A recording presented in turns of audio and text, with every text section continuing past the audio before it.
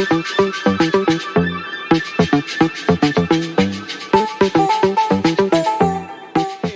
Ben Pippinger here with another episode of SaaS Me Anything.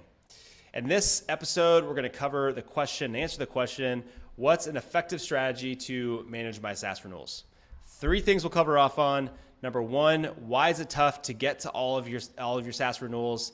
Second, we'll run through a scenario to help you understand manual versus programmatic renewal management. And then lastly, I'm going to give you some tips for how to prioritize where to spend your time. All right, so let's jump in here. Why is it tough? First and foremost, your SaaS stack is rife with wasted spend, underutilization, and chaotic renewals. Gartner has predicted that by 2026, companies will be overspending on SaaS by at least 25%. According to our own data, according to Zylo's data, we found that 44% of licenses go wasted every month, and that equates to $17 million in wasted SaaS spend each year. And then last but not least, on average, organizations have 204 renewals a year. So you think of the sheer size of the problem, and it's easy to feel overwhelmed. Today, many companies are manually managing their renewals, and while I imagine this is painful for many of you, I'm going to walk through what this looks like. So let's imagine a procurement leader. I'm going to call her Wendy. Wendy is tasked with application renewals. Her ultimate goal is to maximize renewals to drive value, cost savings, and vendor consolidation. Throughout the renewal process, she asks a lot of questions. So those questions are, what do I need to renew? For this, Wendy goes to a spreadsheet that she maintains, which shows 15 upcoming renewals. On the list, Zoom is the highest value one, the highest dollar renewal that's out there, so she's going to tackle that one first. She asks herself, well, how can I maximize the value with this renewal?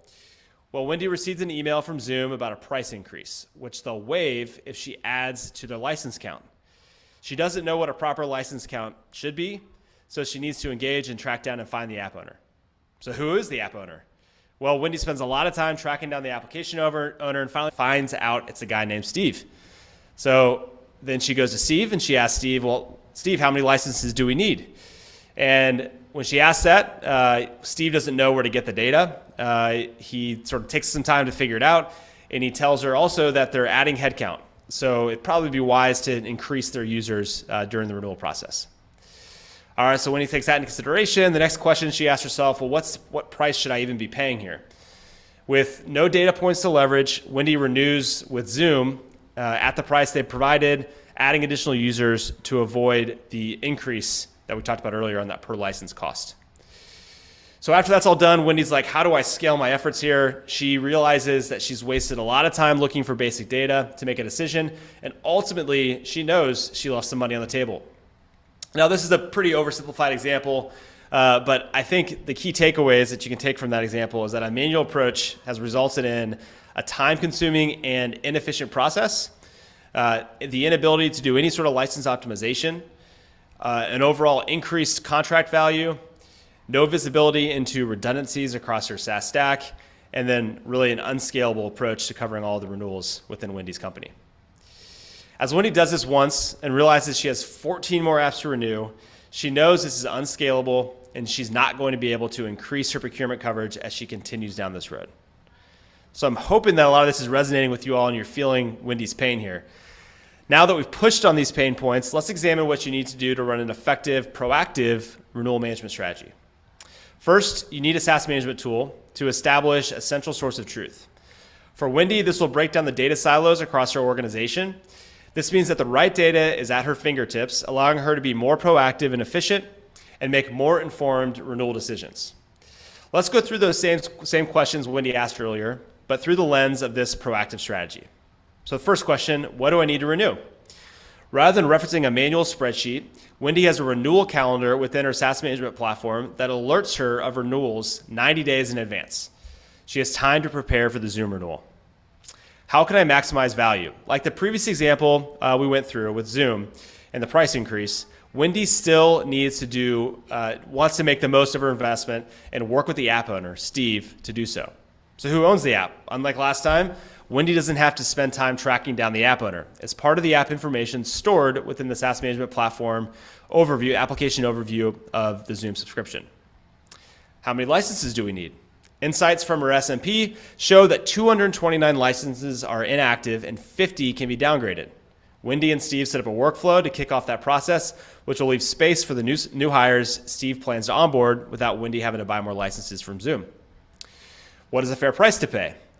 Wendy leverages benchmarking data to gauge what the SKU costs should be and uncover similar apps within their organization.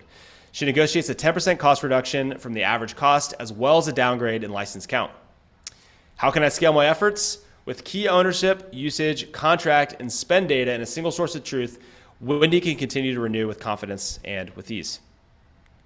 The results of operationalizing SaaS management for Wendy include proactive strategic renewal process, license optimization, redundant app visibility, and price decrease via benchmarking. Even with the platform, you have hundreds of renewals. It's not possible to cover them all, so how do you prioritize which to tackle? First thing is to determine the criteria for above and below the line for where you want to spend your time. This is typically based on the spend amount for your applications. $75,000 is a good recommendation for where to think about starting, but that's going to vary based off of your own organization. Next, for those apps that are above the lines, for those that you want to be renewing, give yourself enough time and build a strategy for how you want to manage.